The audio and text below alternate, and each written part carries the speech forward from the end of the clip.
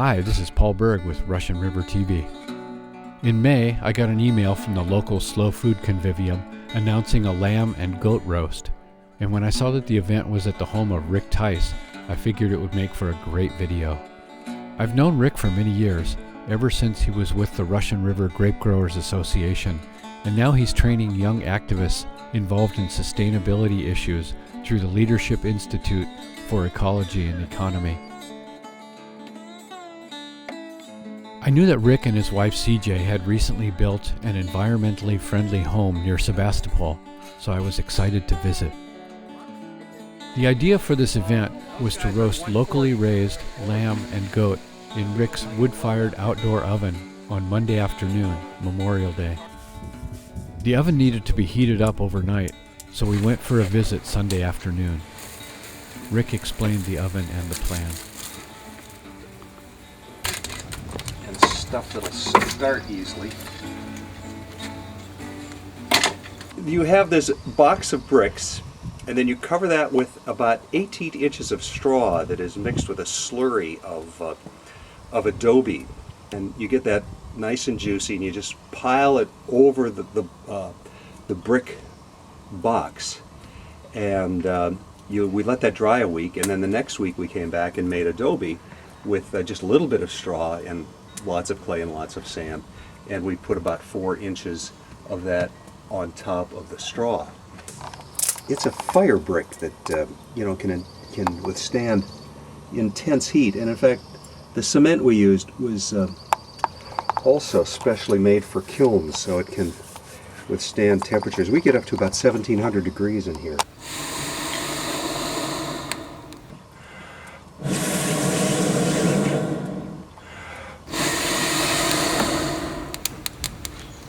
Good.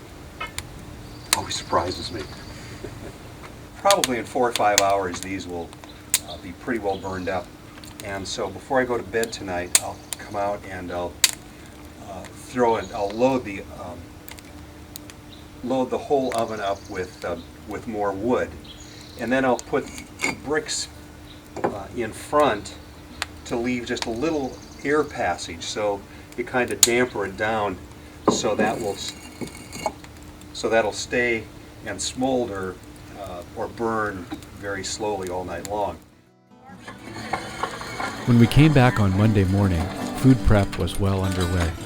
The carcasses had been delivered the previous evening, fresh from the local ranchers, through the cooperation of Marissa, Guggiana, and Sonoma Direct, which serves as a distribution network for small-scale meat producers. The lamb for today's feast came from Red Hill Farms, a small one-man operation west of Petaluma. Don Gilardi is the 4th generation of his family to work this land and has spent the past several years converting to a fully organic operation. Raised for meat as well as wool, the herd is guarded by several llamas watching for predators. Salmon Creek Ranch occupies 500 acres of windswept hillside overlooking Bodega Bay and is home to about 100 goats munching to their heart's content on wild grasses. The Brabant family is relatively new to goat farming, and they're keen to prove that Sonoma County can still be a viable location for livestock ranchers. The food team was headed up by Michael Dimmock, the president of Roots of Change, a nonprofit whose goal it is to bring about a sustainable food system in California by the year 2030. Although he's the former head of Slow Food USA, Mike emphasized with considerable modesty that he is not a chef, just someone who loves cooking for his friends. Soon we were joined by Mary Karlin, author of the recently published book, Wood-Fired Cooking. Mary is a chef and cooking instructor, specializing in all the various methods of roasting over an open fire. When she isn't teaching workshops all over the country, Mary splits her time between Sonoma County and Arizona. In such capable hands, the carcasses were carved and seasoned as we waited for the oven to reach the proper temperature.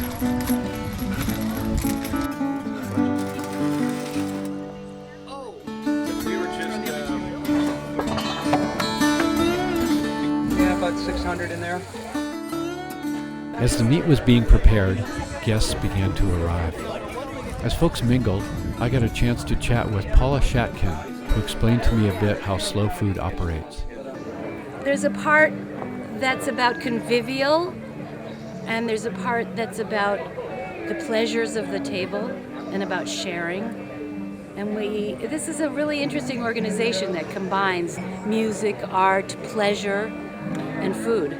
It's a really very political organization. It's about biodiversity. It's about supporting people who grow and make food in your community. It's about eating seasonally and locally. It's about educating people to eat seasonally and locally.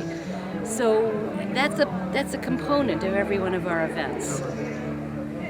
Somebody walked in here tonight and said, when she saw me today, and she said, "Oh, you're here, I know it's going to be a beautiful event." And that's important to us. Yeah, because why not? Right, why not, exactly. The world can be ugly, the world can be beautiful. Thanks. The guests were serenaded by guitarist Craig Anderson, the executive director of Land Paths, a group dedicated to preserving open space in Sonoma County.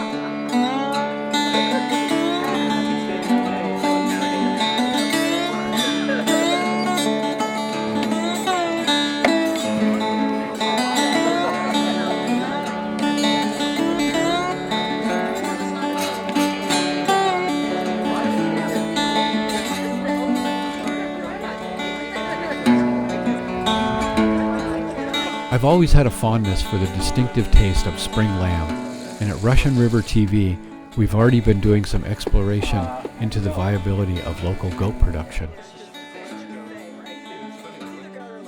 Recently, there's been a lot written in the food press about the renewed interest in goat meat by the top chefs, but it's still proving to be a hard sell to many American consumers. Each guest brought a side dish to share at the meal, homemade of course, making use of the local spring bounty. Since this was a Sonoma County slow food gathering, there were lots of creative and delicious treats, plus plenty of wine. In my informal sampling, guests described the flavor of the meat in various ways. Fresh, not gamey at all. The best lamb I've ever tasted. So tender, I had no idea. It really incorporates the taste of the wood oven. Dessert followed the goat theme in a spoon-lickingly delicious kind of way, with ice cream provided by Laura Howard, founder of LaLoo's Goat Milk Ice Cream Company in Petaluma. Guests were amazed by the rich flavors and lively mouthfeel, not really noticing at this point that it's actually lower in fat and better for you than traditional ice cream. LaLoo's is part of a wave of local ranchers that have gone beyond raising livestock for meat, increasingly utilizing the animals for wool, milk for cheese, or in this case, ice cream. This value-added approach to animal husbandry has proven successful to many artisanal producers who are seeking creative approaches to sustainability. In the past few decades, Sonoma County has transitioned from large-scale poultry and meat producers as the price of land has soared and competition from commercial operations has increased.